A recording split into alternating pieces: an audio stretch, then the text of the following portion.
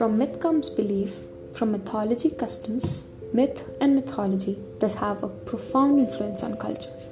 If myth is an idea, mythology is the vehicle of that idea. Everybody lives in myth.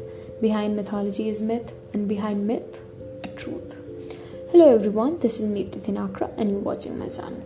Today I'm going to review another book by Devdutt Pattanaik, which you can see as Myth and Mithya. So what according to you is myth? According to the author, myth is truth which is subjective, intuitive, cultural and grounded in faith. But ancient Greek philosophers know myth as mythos. They differentiated mythos from logos.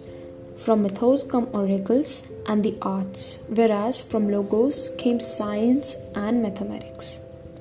Logos explained how the sun rises and how the babies are born, but it never explained why. Why does the sun rise and why does the baby born? Why does man exist on earth? For answers, one had to turn to mythos. Mythos gave purpose, meaning and validation to existence, to life.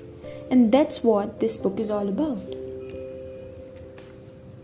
Okay, so this is a simple read which explores the metaphysical elements hidden away in Purans, presented in an attractive manner. It's more like every culture around the world tries to survive by questioning the practices of other cultures. Actually, this is summarized version of popular Hindu mythologies, the stories, the customs, the tales, all the folklores. I've heard most of the stories that are presented in this book, but earlier didn't know context behind them. But somewhere, what I think is this book could be stretched more, so that we could have much of a broader view on these mythologies. At times, the logical conclusions seem to be overstretched, but not the views of mythologies. Whereas the new interpretations of the linguistics of myth allows me to have a deeper understanding of its philosophical implications to my own spiritual practices. In short, he briefly introduces the myths and then goes on narrate the tales from Purans and Upanishads, and of course Mahabharata and Ramayana, and somewhere attempting to bring a sense of belongingness to those tales.